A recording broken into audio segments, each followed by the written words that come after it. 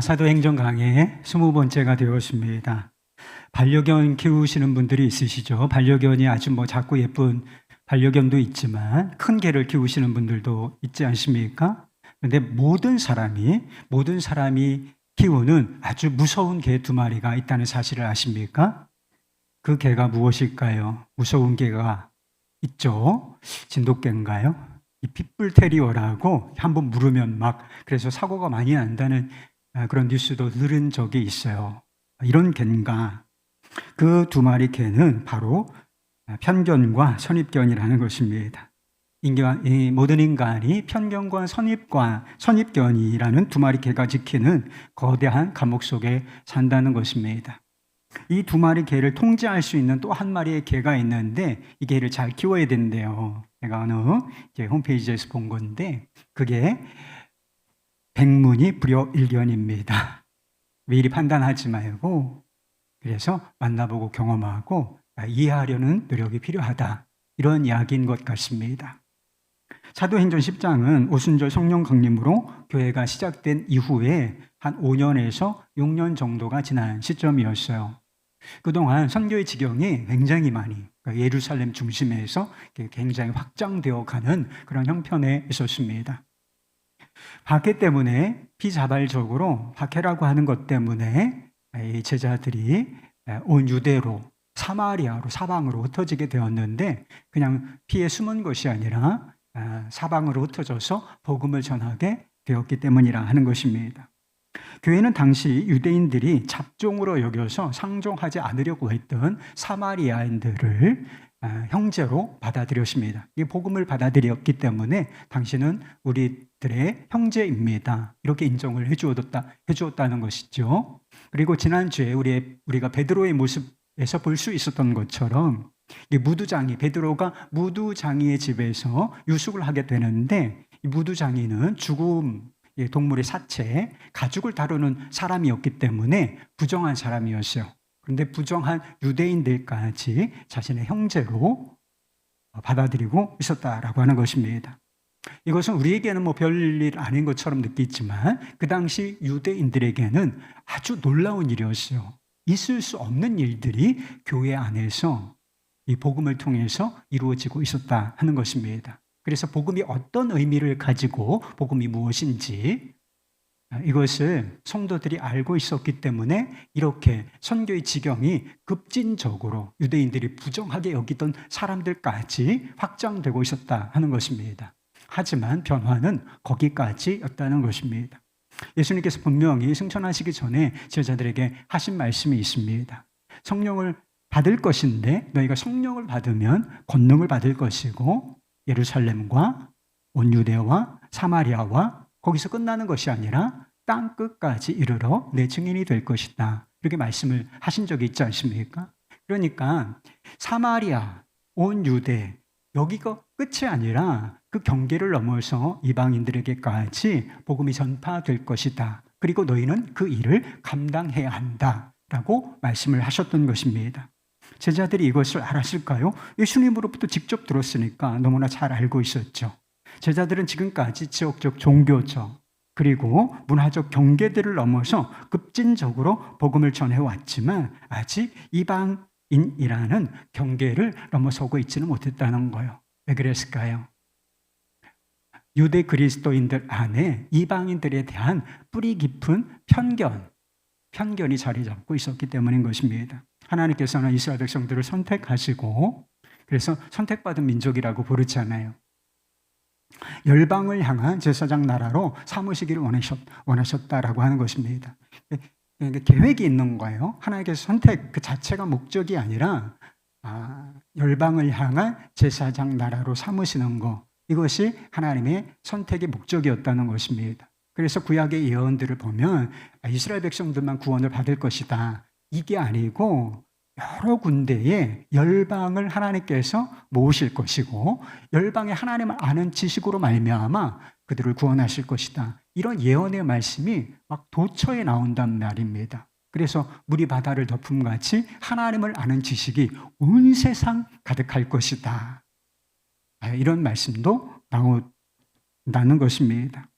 그래서 하나님께서는 이스라엘이 열방을 향하여 하나님의 성품을 드러내고 하나님의 뜻을 전파함으로 말미암아 그들을 하나님께 인도하는, 이방인들을 하나님께 인도하는 역할을 하기를 원하셨다는 것입니다. 그래서 마중물 역할을 하기를 원하셨다는 것입니다. 그러나 이스라엘은 어떻게 하였는가? 선택의 목적이 있는데 그 선택의 목적에 집중한 것이 아니라 선택 그 자체에 집중했다는 것입니다. 그래서 하나님께서 우리를 선택하셨다. 이유가 있는 게 아니에요. 그들이 뭐 특별히 잘났기 때문에 이스라엘을 선택하신 것이 아니라 오히려 막 엉성하고 부족한 구석이 많은 민족인데 하나님께서 은혜로 선택하신 것인데 이 하나님의 은혜로운 선택을 하나님은 우리만 사랑하셔 이런 편애로 왜곡시켜 버린다는 것입니다. 이 왜곡된 선민의식이 어떤 열매를 가져오는가? 이방인들을 개라고 멸시하면서 자신들로부터 계속 격리시키는 이런 전통을 만들어냈던 것입니다. 예수님께서 말씀하신 대로 복음이 이방인들에게 전해지기 위해서는 먼저 유대 그리스도인들 안에 자리 잡고 있었던 이방인들에 대한 이 뿌리 깊은 편견, 이것이 제거되어야 했던 것입니다. 하나님께서 이 편견의 벽을 무너뜨리게 하시기 위하여 두 사람을 선택하시는데 한 사람은 이방인이었고 한 사람은 유대인이었습니다. 이방인 고넬료와 유대인 베드로를 선택하셨다는 것입니다. 고넬료는 로마 군대의 백부장, 지금은 중대장쯤 되는 장교였습니다. 그는 하나님을 경외하는 사람이었고 그래 하나님의 백성들을 많이 구제하고 하나님께 늘 기도하는 사람이었다고 했습니다. 혈통적으로는 이방인이에요. 그런데 어찌 된 일인가? 그가 어떤 계기를 통해서 유대교를 받아들인 유대교 회심자였던 것입니다. 그러니까 하나님을 경외하는 사람이라는 표현이 있는 것이죠. 그러나 아직 그가 구원받지는 못한 상태에 있다는 것입니다. 왜 구원받지 못했을까요? 구원은 오직 예수 그리스도를 믿음으로 말미암아 받는 것이기 때문에 이가 아직 복음을 듣지 않고 그 믿음 안에 거하지 않았기 때문에 그가 아직 구원받지는 못한 상태에 있었다는 것입니다. 그러나 하나님께서는 이 사람을 아주 귀히 보시고 그를 복음과 믿음 안으로 부르시기 위하여 요바에 있었던 베드로라는 사람을 선택하여 부르셨다는 것입니다.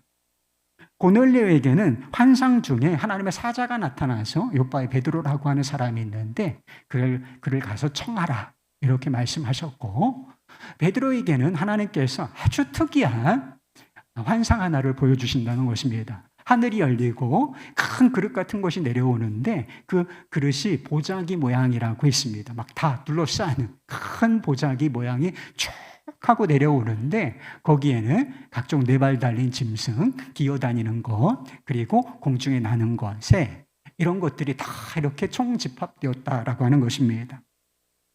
그리고 그때에 하늘에서 소리가 들리는데 베드로야 일어나 잡아먹으라 하는 하나님의 음성이었습니다. 그때 베드로가 이렇게 대답을 해요. 14절 말씀입니다. 베드로가 이르되 주여 그럴 수 없나이다. 속되고 깨끗하지 아니한 것을 내가 결코 먹지 아니하였나이다 한데 잡아먹으라 주님의 음성이라고 하는 것을 알아들었어요. 그러니까 주여라고 부른 것이 아니겠습니까? 그런데 그럴 수 없나이다. 왜 그가 순종을 거부한 것이었을까?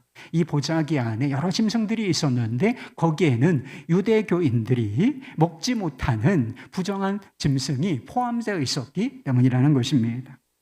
베드로는 율법이 규정하고 있는 음식법을 단 한 번도 어긴 적이 없는 사람이기 때문에 일어나 잡아먹으라. 주여 그럴 수 없나이다. 이렇게 반응을 했다는 것입니다. 하나님께서는 베드로의 항의를 들으시고 이렇게 말씀하시지요. 하나님께서 깨끗하게 하신 것을 내가 속되다 하지 말라. 이런 일이 3번 있었지만 결국 베드로는 어떻게 하는가?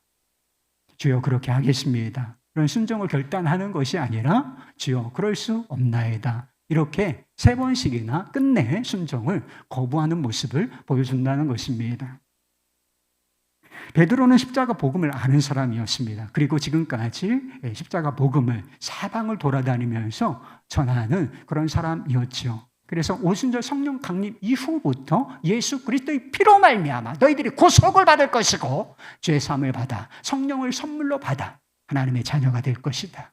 이런 설교를 했던 사람이 바로 베드로였어요. 그래서 그의 설교를 듣고 하루에 3,000명 또는 5,000명씩 회심하는 역사도 있었다는 것을 우리가 살펴보았습니다. 그래서 복음에 대한 지식이 있었고 그 복음, 성령으로 말미암아 그 복음을 전하는 사람이었다는 것입니다.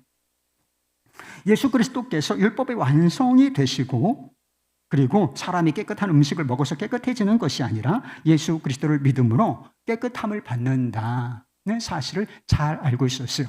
예수님께서 제자들에게 이와 같은 취지의 말씀을 하신 적이 있었고 예수께서 부활하시고 승천하심으로 말미암아 이런 지식을 알고 있는 사람이었다는 것입니다. 그런데 왜 그가 잡아먹으라는 주님의 말씀에 순종하지 못했는가? 부정한 동물은 먹어서는 안 된다. 이렇게 유대교 신자로서 평생 그가 교육받고 그렇게 실천하며 살아왔기 때문이라는 것입니다. 하나님께서 보여주신 이 환상은 사실 음식에 관한 문제가 아니라 사람에 관한 문제였어요. 부정한 동물을 잡아먹으라는 말씀을 통하여 베드로와 유대교 그리스도인들이 가지고 있었던 뿌리 깊은 편견 있었다 그랬죠. 이방인은 부정하다. 저 개 같은 자들. 우리는 그들과 함께할 수 없다. 이런 뿌리 깊은 편견을 넘어서야 함을 보여주시려고 하셨던 것입니다. 그래서 뒤에 보면 베드로가 처음에는 이 환상이 무엇을 의미하는가 의아해하다가 나중에는 환상의 의미를 제대로 깨닫는다는 사실을 알 수가 있어요. 베드로의 모습이 우리에게 깨닫게 해주는 것이 있어요. 베드로의 모습을 보고서 우리가 교훈받아야 할 것이 있는데 그게 뭐겠습니까? 여러분 은혜를 아시죠? 하나님께서 무조건적으로 우리가 자격이 있어서 우리를 구원하신 것이 아니라 그냥 죄인일 뿐이지만 하나님께서 무조건적으로 우리를 택하시고 우리에게 믿음을 선물로 주심으로 말미암아 우리가 구원을 받았다. 이 은혜잖아요. 은혜를 알아도 편견은 쉽게 사라지지 않는다는 사실인 것입니다. 복음을 알아도 편견이 그 복음으로 살아내는 것을 가로막을 수 있다는 사실을 보여주고 있는 것이다 하는 것입니다. 그렇다면 어떻게 우리가 이 편견의 벽을 넘을 수 있을까? 우선 편견의 벽을 넘으려면 편견이 무엇인지 알아야 한다는 것입니다. 베드로가 가지고 있었던 편견은 인종적인 편견이에요. 그런데 편견이 인종적인 편견만 있는 것이 아니라 민족, 그리고 나라, 지역, 그리고 정치적인 색깔, 그리고 계층, 특별히 경제적으로 소득이 얼마나 되느냐, 경제적인 계층, 하물며 옷차림과 머리 색깔까지 이렇게 젊은이들 보고 머리를 막 이상하게 이렇게 꾸미거나 염색을 한 친구들 보면 마음에 안 들죠. 저게 뭐야? 못마땅하잖아요. 그런데 이것도 편견일 수가 있다는 것입니다. 도대체 이런 편견은 왜 어떻게 생기는 것일까요? 편견의 뿌리는 바로 교만인 것입니다. 사람이 우리가 하나님의 형상으로 창조되었고 다 한 사람 한 사람이 독특하며 개성이 있고 귀한 존재예요. 우리가 그것으로 만족하지 못하고 항상 비교하기를 좋아하잖아요. 그래서 비교하여 나는 저 사람보다 나, 당신보다 나 이런 우월의식, 이것이 편견을 교만이 있죠. 교만이 편견의 뿌리라고 하는 것입니다. 유대인들이 하나님의 은혜로운 선택을 편애로 왜곡시키고 이방인들을 개로 여긴 이유가 무엇이겠습니까? 일부 백인들이에요. 자기는 피부색이 하얗죠. 그런데 피부색이 검은 흑인들을 열등한 존재로 여기고 그들을 차별 대우하는 이유가 무엇이겠습니까? 정치적인 색깔이 달라요. 여러분은 진보입니까? 여러분은 보수입니까? 여러분 아니면 중도입니까? 아니면 아무 색깔이 없습니까? 정치적인 색깔이 있을 수가 있고 그리고 진보도 보수도 중도도 다 그만한 가치가 있는 것입니다. 그러니까 그런 정치적인 색깔, 스펙트럼이 있는 거예요. 그런데 서로를 존중하면 되잖아요. 그런데 어떻게 여기냐? 한국 정치 상황이 이렇게 빠져 있는데 이게 무서운 겁니다, 여러분. 그냥 다른 사람을 인정하고 존중하고 그의 의견을 받아들일 줄 모르고 그냥 정치적인 색깔이 다르다는 이유로 조롱하고 경멸해요. 경멸적인 시선을 보내며 그 사람들이 하는 일은 처음부터 끝까지 다 잘못됐어요. 이렇게 우리가 이런 모습을 보이는 이유가 무엇인가? 우리가 편견을 가지고 있고 그 편견 안에 교만이라는 뿌리가 있기 때문이라 하는 것입니다. 왜 가정에서, 학교와 직장에서 관계가 깨어지는지 아십니까? 여러분, 직장 생활이 어려우시죠? 직장 생활이 왜 어려운가? 그런 조사 결과가 있더라고요. 일이 어려워서 일이 어려운 게 아니라는 거예요. 관계가 어려워서 일이 정말 힘들다는 거예요. 월요일 되면 또 이 지옥 같은 곳으로 가야 되는구나. 이렇게 생각하는 사람들이 많은데 이 관계가 다 깨어지고 그리고 막 시기 질투 막 서로를 배척하고 이러니까 일할 맛이 나겠어요. 일하는 게 너무 어렵지. 그런데 왜 가정에서, 학교에서, 직장에서 관계가 깨어지는가? 왜 하나 되어야 할 공동체, 이미 하나 되게 하셨고 하나 되어야 할 공동체가, 상도 교회 공동체가 상처투성이가 되고 그리고 분열되는지 아세요? 우리 안에 편견이 있기 때문이고 그 편견 아래 내가 우월하다는 교만의 칼이 숨어 있기 때문이라 하는 것입니다. 마치 더러운 개를 바라보듯이 유대인들이 이방인들을 개라고 여겼다고, 멸시했다고 말씀을 드렸잖아요. 그래서 마치 유대인이 이방인들을 바라보는 시선으로 누군가 우리를 바라보고 있다고 한번 생각해 보세요. 그러면 그 사람이 아무것도 하지 않았어요. 그저 나를 그런 경멸적인 시선으로, 부정하다라고 생각하는 시선으로 우리를 바라본다고 한번 생각해 보십시오. 그러면 아무것도 하지 않아도 우리는 그 시선에서 상처를 받게 돼 있어요. 그 눈빛 아래 이미 교만이라는 칼이 들어있기 때문이라 하는 것입니다. 혹시 여러분의 마음과 그리고 눈과 입과 이런 것에 교만이라는 칼이 들어있지 않은지 한번 생각해 보시기 바랍니다. 두 번째로, 편견은 전통이라는 옷을 입고 있다는 것입니다. 편견이 시간이 흐르게 되면 전통으로 자리를 잡게 되는데, 이 편견이 전통이 되게 되면 편견에 확신을 부여해요. 이미 이게 옳다, 우월하다, 이런 견고한 성같이 된 건데, 이게 전통으로까지 자리 잡게 되면 이게 완전히 옳구나, 그건 바꿀 수가 없어, 이런 확신을 부여하게 된다는 것입니다. 우리가 어떤 문제에 대해서 왜 특정한 태도로 행동하는가? 대답은 우리는 늘 그래왔기 때문이라는 것입니다. 우리는 늘 그래왔어. 그렇게 해야 돼. 이렇게 생각하고 있기 때문에 늘 특정한 상황에서 특정한 행동으로 우리가 반응을 하고 있다는 것입니다. 복음은 율법을 다르게 볼 것을 요구해요. 그래서 제사를 드리는 것이나 제사법이라는 것이 있죠. 그리고 음식법, 음식을 가려 먹는 법, 그리고 할례라고 하는 것, 몸에 표시를 내는 것, 이런 것들의 기능이 이미 끝났고 이런 것들에 대해서 자유할 것을 요청한다는 것입니다. 왜 그런 줄 아세요? 이런 것들은 그러니까 그림자예요. 실체가 아니고 그림자고, 실체는 예수 그리스도이신데 예수 그리스도께서 이 모든 것이 의미하는 바를 이 삶으로, 십자가와 부활로 다 이루어내셨기 때문인 것입니다. 우리가 더 이상 음식을 가려 먹지 않는 이유가 뭐예요? 부정하다. 뭘 가려 먹어서 우리가 깨끗해지고 부정해지는 것이 아니라 이것은 교육적인 기능이 있을 뿐인데, 이것이 의미하는 바는 무엇이에요? 우리가 예수 그리스도 안에서 깨끗함을 받았고 예수 그리스도 안에 거함으로 말미암아 정결한 삶을 살 수 있다는 것입니다. 베드로도 복음 안에서 일어난 이런 변화를 알고 있었습니다. 그런데 왜 베드로가 잡아먹으라는 주님의 말씀에 그럴 수 없나이다, 이렇게 순종을 거부한 것일까요? 그가 지금 복음을 알고 복음의 체계 속에 있었지만 그가 여전히 전통이라고 하는 관성 속에 있었기 때문에 그가 그럴 수 없나이다, 나는 지금까지 그래왔습니다, 이렇게 반응하였다는 것입니다. 전통이 다 나쁜 건 아니죠. 사실 전통은 좋은 의미로 시작이 된 것입니다. 그래서 좋은 전통들은 얼마든지 우리가 귀하게 받고 유지를 해야 되는 것이죠. 그러나 전통에 편견이 끼어들 수가 있고, 그리고 우리가 비판 없이 전통을 따르게 되면 그것이 건강한 변화를 가로막는다는 사실을 잊으면 안 된다는 거예요.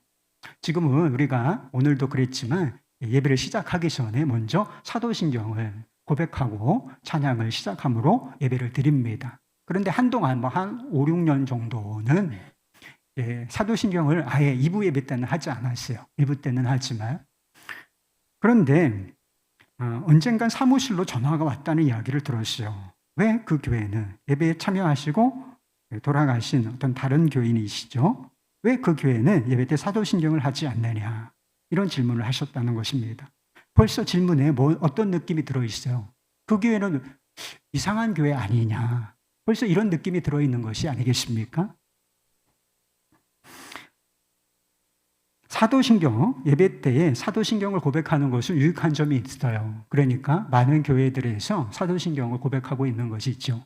근데 예배 때에 사도신경을 고백하는 것은 좋은 취지고 유익함이 있지만 반드시 그래야 되는 것은 아니에요. 그 법이 어디 있어요, 여러분? 신약 성경에 사도신경을 고백하고 예배를 드려야 한다. 이런 구절이 있는 것을 여러분 찾아보셨어요? 신약 성경은 한 100년 안쪽에 안팎에 완성이 됐거든요. 그런데 이 사도신경은 언제 완성됐는지 아세요? 사도시대가 아니고 한 AD 500에서 600년, 길게는 800에서 900년까지 이게 쭉 이렇게 논쟁을 거치면서 이게 우리의 신앙이다라고 확정이 된 것이었어요. 그러니까 초대교회 사도신경 고백했어요, 안 했어요? 없었다는 거예요. 그러니까 고백은 할 수가, 사도적인 전통을 가졌다고 해서 우리가 그것을 귀하게 받고 할 수 있지만 그걸 반드시 해야 되느냐? 그런 건 없다는 것입니다. 그런데 왜 사도신경을 고백하는 것을 이상하게 생각했을까? 우리는 늘 그래왔기 때문이고 한국교회가 다 그러니까 늘 그래왔기 때문이고 그 논리가 발전되어서 우리는 늘 그래야만 한다. 이런 생각을 하고 있기 때문인 것입니다. 전통에 매이게 되면 예배에 대한 태도가 대단히 경직될 수가 있어. 그게 하나가 불편한 거야. 그래서 예배를 드리기가 불편해질 수가 있어요. 그리고 자유롭게 예배를 좀 드리면 좀 어떻습니까? 그런데 그 자유로움을 가로막는 경직된 태도를 볼 수가 있고, 여러분 사도신경의 형식보다 더 중요한 것은 사도신경이 무엇을 말하고 있는가, 그 믿음의 내용을 내가 고백하고 그 믿음 위에 서는 것이 더 중요한 것인데 했냐 안 했냐 이걸 따지잖아요. 했냐 안 했냐. 그래서 내용보다 형식을 더 중요하게 생각하는 오류에 빠질 수가 있다는 것입니다. 역사와 전통이 빛나는 교회들이 있잖아요. 100년 됐다. 150년, 130년 됐다. 역사와 전통이 있는 교회. 선교사가 개척했다는 교회. 좋아요. 그런데 그 역사와 전통이 빛나는 교회들이 어떻게 왜곡이 되는가? 자유롭고 따뜻하고 유연하고 이런 건 다 사라지고 그냥 답답해. 생명력이 없어. 자유로움이 없는 그런 교회, 신앙인들로 전락하는 이유가 바로 거기에 있다는 사실을 잊으면 안 된다는 것입니다. 세 번째로 편견은 순종을 가로막고 하나님이 하시는 일을 가로막는다는 것입니다. 하나님은 이방 세계에 복음을 전하시려고 그들을 구원하시려는 계획을 이루시려고 두 사람을 부르셨습니다. 고넬료에게 하나님의 사자가 가서 요바에 있는 베드로를 청하라 이렇게 말씀하셨을 때 고넬료는 어떻게 반응하는지 아십니까? 두 말도 하지 않아요. 그래서 사람을 딱 불러가지고 요바로 딱 보낸다는 것입니다. 즉각적으로 순종한다는 것. 그런데 지금까지는 아주 급진적인 방식으로 이 복음을 전해왔던, 그래서 무두장의 집에까지 와 있었던 이 사도 베드로는 어떤 모습을 보이는지 한번 보시기 바랍니다. 잡아먹어라. 일어나 잡아먹어라. 주여 그럴 수 없나이다. 주여라고 하는 말씀 다음에, 주여라고 하는 이 단어 다음에 따라 나와야 할 단어는 뭐겠어요? 대답은 뭐겠어요? 주여라고 부르면 그렇게 하겠습니다. 이게 자연스러운 대답이란 말이에요. 그런데 이 베드로는 주여, 주님이 나의 주님이십니다 라고 고백하면서도 그럴 수 없나이다. 그렇게는 못하겠습니다. 이렇게 불순종을 선택하고 있는 모습을 본다는 것입니다. 주님의 말씀에 순종하면 그 편견의 벽을 한번 넘으면 엄청난 선교의 역사가 기다리고 있는데 그 벽 안에 안쪽에 갇혀서 주여 그럴 수 없나이다. 이것만 외치고 있다는 것입니다. 여러분도 주님을 주님이라고 부르시죠? 주여. 여러분 우리가 주여 얼마나 잘해요. 주여! 주여. 그런데 우리도 예수님을 주님이라 부르면서 불순종을 외치고 있지 않은지 한번 생각해 볼 필요가 있다는 것입니다. 주여 그럴 수는 없습니다. 주여 그 일은 못하겠습니다. 주여 거기까지는 못하겠습니다. 주여 이것만은 드리지 못하겠습니다. 주여 그 사람은 용서하지 못하겠습니다. 주여 안 됩니다. 주여 못하겠습니다. 주여 할 수 없습니다. 주여라고 하지를 말아요, 여러분. 응? 주여라고 하지를 말라고. 왜 우리가 하나님이 하시는 일을 경험하지 못하는가? 하나님의 역사를 안 해주셔서 하는 게 아니에요. 우리가 은혜 받은 자로 하나님의 계획대로 은혜의 통로가 되는 것이 하나님의 계획인데 은혜의 통로가 아니라 꽉 막혔어, 이 사람이. 은혜의 막장, 터미널 역할을 하는지 아십니까? 우리가 주님을 주님이라고 부르긴 하지만 그럴 수 없나이다만 반복하고 있기 때문인 것입니다. 이것이 바로 편견이 하는 일인 것입니다. 이렇게 편견의 뿌리와 그 줄기와 그 열매를 안다고 해도 이 편견의 벽을 넘어서는 것은 쉬운 일이 아닌 것입니다. 베드로를 보면 안다니까요. 그것은 스스로 쌓은 탑, 공든 탑을 스스로 무너뜨리는 것과 같기 때문에 결코 쉬운 일이, 이 자아를 가진 존재들에게는 쉬운 일이 아니라는 것입니다. 이 편견에 무엇이 숨어 있는가? 이 흉악한 뱀 같은 교만이 숨어 있는데 이 교만한 자신을 직시하고 스스로 낮아지고 스스로 비우고 그리고 스스로 변화하고 희생하는 일이 필요하기 때문인 것입니다. 그러나 이 고통이 따른다고 할지라도 우리는 반드시 이 편견의 벽을 넘어서야만 한다는 것입니다. 편견에 갇혀 있는 것은 감옥에 갇혀 있는 것과 같고 편견의 벽을 넘어서야만 비로소 은혜가 은혜되고 복음이 복음되는 자유로운 사람으로 살 수가 있기 때문이라는 것입니다. 마음의 편견이라는 벽을 넘어서야 이것 때문에 다른 그리스도의 증인으로 살지를 못한다는 거예요. 초밭하신 영역 안에서 그냥 거하는 거지. 하나님의 계획은 위대하고 그 지경이 끝이 없는데 편견의 벽을 넘어서야 비로소 세상으로 땅끝까지 이르러 우리가 그리스도의 증인으로 살아갈 수 있기 때문인 것입니다. 우리가 어떻게 이 벽을 넘어설 수 있겠습니까? 우리가 오직 두 가지 기준만 붙잡는 거예요. 그래서 지금까지 많은 지식들이 우리에게 들어와 있죠. 학교에서 배운 지식, 경험으로 배운 지식. 그리고 여기저기서 우리가 다 지식이 들어와 있어요. 아는 게 있고 그 중에 많은 것들이 편견으로 우리에게 자리 잡고 있는 것인데 우리가 이 모든 것을 십자가에 내려놓고 두 가지 기준만 붙잡는 거예요. 사실 이 두 가지 기준은 한 가지로 통합이 되는 것인데 하나는 하나님의 말씀이라는 기준이고 또 하나는 그리스도의 십자가라고 하는 기준인 것입니다. 이 다르게 표현하면 진리와 사랑과 진리라는 이 유일한 기준만 붙잡고 모든 것을 분별하고 그렇게 살아내는 것이다 하는 것입니다.